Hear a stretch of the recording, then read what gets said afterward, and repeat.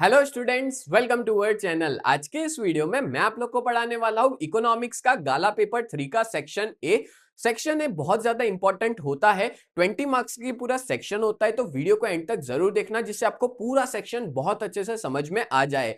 आगे बढ़ने से पहले मैं आप लोग को बता दूं कि अगर आप लोग ने अभी तक चैनल को सब्सक्राइब नहीं किया है ना, तो इसमें आपका ही नुकसान है, बिकॉज जब तक आपका 12th फिनिश नहीं हो जाता तब तक मैं आपके लिए वीडियोस बनाता रहूंगा। तो चैनल को अभी के अभी सब्सक्राइब कर लीजिए। और अगर आप लोग 12th के अंदर बहुत अच्छे परसेंट लाना चाहते हो तो आप लोग हमारी सुप्रीम बैच को ज्वाइन कर लीजिए, जो आपको हमारे ऐप में मिल जाएगी और ऐप की लिंक डिस्क्रिप्शन में दे के रखी है। तो चलिए शुरुआत करते हैं आज का हमारा पेपर 3 सेक्शन ए। तो पहला एमसीक्यूज क्या दे के रखा है, तो पहला क्वेश्चन है generally how many types of bar diagram are there. तो ये तो बहुत ज्यादा बेसिक क्वेश्चन है। कितने टाइप्स होते हैं बार डायग्राम के, तो 3 टाइप्स है। ठीक है, there are 3 types of bar diagram. कौन से चलिए बता दो आप सभी लोग। एक होता है आपका सिंपल बार डायग्राम, ठीक है, दूसरा आपका होता है क्लस्टर बार डायग्राम, ठीक है, और तीसरा होता है डिवाइडेड बार डायग्राम। तो इस तरह से आपको टोटल 3 तरह के डायग्राम देखने को मिलते हैं। नेक्स्ट क्वेश्चन की तरफ बढ़ते हैं। For which type of distribution a graph is drawn. देखो ग्राफ किस तरह के डिस्ट्रीब्यूशन के लिए ड्रॉ किया जाता है,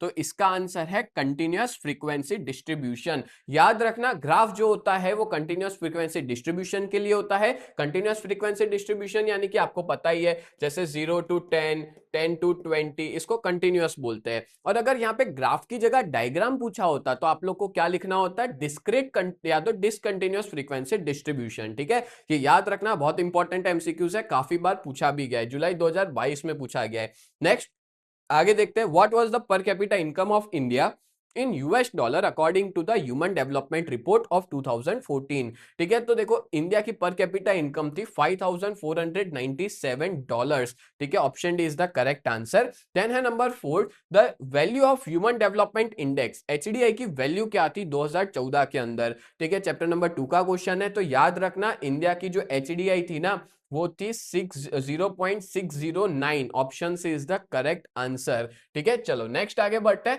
नंबर 5 पे। How many major causes of inflation are there. ये एक ऐसा क्वेश्चन है ना जिसमें बच्चे मिस्टेक करते ही करते हैं। जब आप लोग अपनी बुक में हेड पॉइंट्स याद करते हो ना, तो ऐसे तो हेड पॉइंट्स 3 दे के रखे हैं। ठीक है, एक है आपका डिमांड पुल इन्फ्लेशन, एक है आपका कॉस्ट पुश इन्फ्लेशन, और तीसरा है अदर रीजंस या तो अदर फैक्टर्स। ठीक है, तो बात करें तो यहाँ पे मेजर पूछा है, तो मेजर कॉजेज तो 2 ही है। कौन से, एक डिमांड पुल इन्फ्लेशन और एक है कॉस्ट पुश इन्फ्लेशन। मैं यहाँ पे लिख लेता हूँ, there are 2 main causes. Number 1 is demand pull inflation and number 2 is cost push inflation. तो इस तरह से 2 तरह के इन्फ्लेशन देखने को मिलते हैं, और कॉस्ट पुश इन्फ्लेशन को हम लोग सप्लाई शॉक इन्फ्लेशन भी कहते हैं। ठीक है, चलो नेक्स्ट आगे बढ़ते हैं नंबर 6 पे। What happens to the supply of money when credit creation by bank increases. देखो ये क्वेश्चन ना बहुत इजी तरीके से मैं आपको समझाता हूँ, ध्यान से सुनना। क्रेडिट का मतलब होता है लोन। ठीक है, ऐसा समझ लो लोन क्रिएशन है। तो जब बैंक मार्केट में लोन देगी ज्यादा तो क्या होगा। अब देखो, जैसे आप लोन लेते हो तो लोन लेके क्या पैसा घर में रखते हैं क्या, नहीं, मार्केट में डालते हैं, मार्केट में इन्वेस्ट करते हैं, उस जगह पे जहां पे मैं जो इंटरेस्ट दे रहा हूं लोन का, उससे ज्यादा मेरे को रिटर्न मिले। ठीक है, उस जगह पे हम लोग इन्वेस्ट करते हैं। तो जनरली जब मार्केट में लोन बढ़ेगी तो क्या होगा, सप्लाई ऑफ मनी बढ़ेगा कि कम होगा, लोगों के पास जो पैसा है वो आएगा, तो वो लोग मार्केट में डालेंगे, तो मार्केट में पैसा जो है वो ज्यादा घूमेगा, तो इस वजह से सप्लाई ऑफ मनी क्या हो जाता है, बढ़ जाता है। बोलो क्लियर हुआ, एकदम इजी लॉजिक है, जितना ज्यादा मार्केट में लोन जाएगा उतना ज्यादा मार्केट में सप्लाई ऑफ मनी बढ़ेगा। तो आंसर क्या आएगा, इंक्रीजेस। डन, चलो नेक्स्ट बढ़ते हैं नंबर 7 पे। In which country was the first bank establish in the world. तो आपके बुक के हिसाब से इसका आंसर आएगा स्पेन, बार्सिलोना। ठीक है, उसमें पहली जो बैंक है वो एस्टेब्लिश हुई थी पूरे वर्ल्ड के अंदर। नेक्स्ट आगे बात करें, what was the percentage of mall nourished people in India in 2014 और 16। 2014-16 में माल नरिश्ड पीपल कितने थे इंडिया के अंदर, तो इसका आंसर आएगा ऑप्शन बी 15.2। ठीक है, 15.2% माल नरिश थे, कुपोषित लोग थे। देन नाइन्थ है to calculate absolute poverty at international level. देखो 2015 में एब्सोल्यूट पॉवर्टी को मेजर करने के लिए कितना डेली इनकम होना चाहिए था, कौन सा रेट अडॉप्ट किया गया था, तो इसका आंसर आएगा ए 1.90 डॉलर। ठीक है, आप लोग याद रखना, अगर मान लो 2015 की जगह 2005 होता तो 1.25 आता, और अगर मान लो 1990 होता तो $1 आता। ठीक है, ये वाला आपका एब्सोल्यूट पॉवर्टी में पीछे की साइड पे देके रखा हुआ है, आप लोग एक बार ये वाला जो है टॉपिक रीड कर लेना, एब्सोल्यूट पॉवर्टी वाला। ठीक है, ये इंपॉर्टेंट एमसीक्यूज है। चलो आगे बढ़ते हैं नेक्स्ट नंबर 10th की तरफ। बट आगे बढ़ने से पहले मैं आप लोग को बता दूं कि अगर आप लोग 12th में हो और बहुत ही बढ़िया तरीके से प्रिपरेशन करना चाहते हो और अच्छा स्कोर करना चाहते हो, तो आप लोग हमारी सुप्रीम बैच में ज्वाइन हो सकते हो, जिसकी प्राइस बहुत ही ज्यादा रिजनेबल है, 1999 है। इसमें आपको काफी कुछ मिल जाएगा, हर एक चैप्टर्स के रिकॉर्डेड वीडियोस मिलेंगे, गाला पेपर के सॉल्यूशंस मिलेंगे, स्टडी मटेरियल मिलेगा,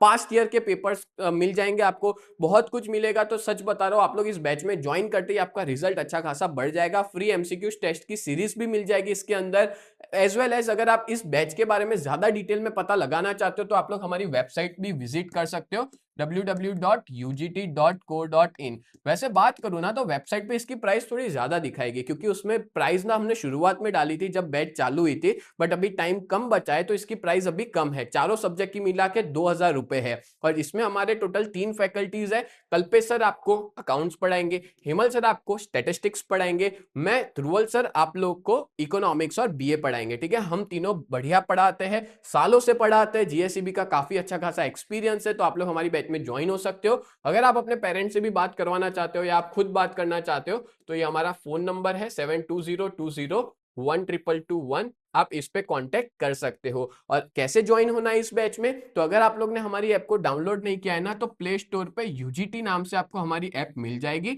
और अगर आप लोग आईफोन यूजर हो तो उसमें माई इंस्टीट्यूट के नाम से हमारी ऐप जो है वो अवेलेबल है, आप लोग जाकर के डाउनलोड कर सकते हो। और उसका जो ORG कोड है वो VUGKX, ये उसका ORG कोड है। सच बता रहा हूँ, काफी बच्चे इस बैच में ज्वाइन हुए हैं, आपका भी बहुत अच्छा खासा रिजल्ट बढ़ जाएगा अगर आप इस बैच में ज्वाइन होते हो तो। ठीक है, चलो आगे बढ़ते हैं नेक्स्ट नंबर 10th पे। तो क्या देके रखा है, तो 10 नंबर दिया है, which type of production technique increases unemployment. March 2024 का क्वेश्चन है, 2 साल पहले का। तो इसमें से कौन सी प्रोडक्शन टेक्निक अनएम्प्लॉयमेंट ज्यादा क्रिएट करती है, तो बहुत इजी आंसर है, कैपिटल इंटेंसिव, यानी कि मशीन्स का यूज जब होता है ना प्रोडक्शन करने के लिए तो अनएम्प्लॉयमेंट बढ़ता है। Then which age group of people are included in active workforce supply, तो एक्टिव वर्कफोर्स सप्लाई की बात करें तो उसका आंसर आएगा 15 to 64 ईयर्स। 15 to 64 याद रखना, ऑप्शन सी है, यह आप लोग को अनएम्प्लॉयमेंट वाले चैप्टर में देखने को मिल जाएगा। देन है उसके इंट्रोडक्शन में ही दिया है अनएम्प्लॉयमेंट के। देन है next number 12, birth rate India का 2011 में क्या था। इसकी ना मैं आज आपको टेक्निक बताऊंगा, बर्थ रेट और डेथ रेट दोनों की टेक्निक बताऊंगा याद रखने की। देखो एक तो आप एक डिजिट याद रख लेना, मैं बता देता हूँ डेथ रेट, ठीक है, फिर बताता हूँ बर्थ रेट। डेथ रेट जो था 2011 का वो था 7.1। ठीक है, 7 लोग पैदा होते थे, उससे 3 गुना ज्यादा 7 लोग मर जाते थे, उससे 3 गुना ज्यादा लोग जो है वो पैदा होते थे, यानी कि बर्थ रेट उससे 3 गुना ज्यादा था। ठीक है, कितना होगा 7 3 21, देखो देखे रखा है 21.8। तो ये याद रखने की टेक्निक है कि जितने पैदा होते जितने मरते थे उससे 3 गुना ज्यादा तो पैदा होते थे। ठीक है, तो अगर डेथ रेट आता है 2011 का तो 7.1, और अगर बर्थ रेट आता है तो 21.8, तो 21.8 ऑप्शन ए है, तो option A is the correct answer. Next आगे बात करें, from the population growth point of view which year was considered as the year of great divide, तो याद रखना पॉपुलेशन वाले चैप्टर्स है, कौन से ईयर को ईयर ऑफ ग्रेट डिवाइड कहा जाता है, तो आंसर है 1921 को ईयर ऑफ ग्रेट डिवाइड कहा जाता है। देखो एग्जाम में एक ऐसा भी क्वेश्चन पूछ सकते हैं, why 1921 is known as year of great divide, तो इसके पीछे कारण है कि 1921 के अंदर ना एक ऐसा ये ईयर था जब अपनी कंट्री की पॉपुलेशन माइनस में गई थी, बाकी आज तक कभी नहीं गई है, बढ़ती ही जा रही है। उस ईयर में ऐसा हुआ था कि बहुत सारी बीमारियां फैल गई थी, डिजीज फैल गए थे, जैसे बता दूं कॉलेरा आ गया था, ठीक है, फिर प्लेग जो है वो आ गया था, फिर टीबी ट्यूबरक्लोसिस आ गया था, इन्फ्लुएंजा आ गया था, तो ऐसे काफी सारे बीमारी जो है वो आ गई थी जिसकी वजह से काफी लोग मर गए थे। इस वजह से इन द ईयर 1921 को अपने ईयर ऑफ ग्रेट डिवाइड कहा जाता है। क्लियर, चलो आगे बढ़ते हैं। Which sector is also known as backbone of Indian economy, ये तो बहुत ईजी है, बचपन से पढ़ते आ रहे हैं। एग्रीकल्चर सेक्टर को ही अपने क्या बोलते हैं, बैकबोन ऑफ इंडियन इकोनॉमी कहते हैं। चलो नेक्स्ट आगे बढ़ते हैं। नेक्स्ट क्वेश्चन देख रखा है number 15, what is balance of trade. देखो बैलेंस ऑफ ट्रेड क्या होता है, तो एकदम इजी लैंग्वेज में बता देता हूं। बैलेंस ऑफ ट्रेड जो होता है ना, उसके अंदर सिर्फ और सिर्फ मर्चेंडाइज गुड्स आते हैं, यानी कि फिजिकल गुड्स आते हैं, इंटेंजिबल गुड्स नहीं आते। दो चीजें होती है, एक बैलेंस ऑफ पेमेंट होता है और बैलेंस ऑफ ट्रेड होता है। बैलेंस ऑफ ट्रेड के अंदर सिर्फ और सिर्फ विजिबल गुड्स, या तो टेंजिबल गुड्स कहेंगे या मर्चेंडाइज गुड्स कहेंगे, वही आते हैं। और बैलेंस ऑफ पेमेंट में गुड्स और सर्विसेज दोनों आते हैं, ठीक है। तो अगर बैलेंस ऑफ पेमेंट आता है तो आपको टेंजिबल और इनटेंजिबल यानी विजिबल इनविजिबल दोनों आएगा। बट बात करें बैलेंस ऑफ ट्रेड की, तो इसमें एक ही चीज है, बैलेंस ऑफ विजिबल ट्रेड या तो visible goods. Option C is the correct answer, ठीक है। चलो आगे बढ़ते हैं। नेक्स्ट है नंबर 16। अब balance of payment has how many accounts. तो बैलेंस ऑफ पेमेंट के कितने अकाउंट होते हैं वो देखते हैं। तो भाई इसका आंसर आएगा 2। कौन से 2 अकाउंट्स होते हैं बैलेंस ऑफ पेमेंट के, तो एक होता है करंट अकाउंट और दूसरा होता है कैपिटल अकाउंट। तो इस तरह से 2 अकाउंट आप लोग को देखने को मिलते हैं, ठीक है, बैलेंस ऑफ पेमेंट में। देन बात करें number 17, eight which place SEZ is establish in Gujarat. Gujarat में देखो एस्टेब्लिश कहां हुआ है, स्पेशल इकोनॉमिक जोन। तो आंसर आएगा आपके बुक के हिसाब से देखें तो कंडला आंसर आएगा, ठीक है। Option B is the correct answer. Then है number 18, railway is example of which type of industry. तो रेलवे किस तरह की इंडस्ट्री का टाइप माना जाता है, तो बात करें तो रेलवे जो है वो डिपार्टमेंटल इंडस्ट्री है। मतलब गवर्नमेंट के अंदर उसका एक डिपार्टमेंट है, उसका डिपार्टमेंटल एक मिनिस्टर है, पूरी मिनिस्ट्री है, दैट्स व्हाई इसको डिपार्टमेंटल इंडस्ट्री कहते हैं। क्लियर। नेक्स्ट है नंबर 9, कौन से ईयर में ONGC सेटअप हुआ था। ये चैप्टर नंबर 11 से है आपका, ठीक है। तो ये याद रखना, इन द ईयर 1959 ONGC को सेटअप किया था, oil and natural gas commission. तो 1959 में इसको सेटअप किया गया था। देन है नंबर 20, लास्ट क्वेश्चन, और ये है आपके नए चैप्टर से, चैप्टर नंबर 12 से। In while planting millets in channel what should be planted with them. तो जब हम लोग मिलेट को चैनल में प्लांट करते हैं तो उसके साथ साथ में और क्या उगाया जाता है, ठीक है। तो आंसर आएगा लॉन्ग बीन्स, चिक पी जिसको अपने कहते हैं, ठीक है। Option B is the correct answer, long बीज। बोलो क्लियर हो गया। तो इस तरह से मैंने आप लोग को 20 के 20 MCQs प्रॉपर तरीके से एक्सप्लेन करके बता दिए हैं। तो उम्मीद करता हूं ये पूरा वीडियो आपको बहुत अच्छे से समझ में आया होगा। तो ऐसी वीडियोस देखने के लिए आप लोग हमारे चैनल को सब्सक्राइब करिए और हमें सपोर्ट कीजिए, जिसकी वजह से आगे हम आपके लिए ऐसे ही वीडियोस बना सके।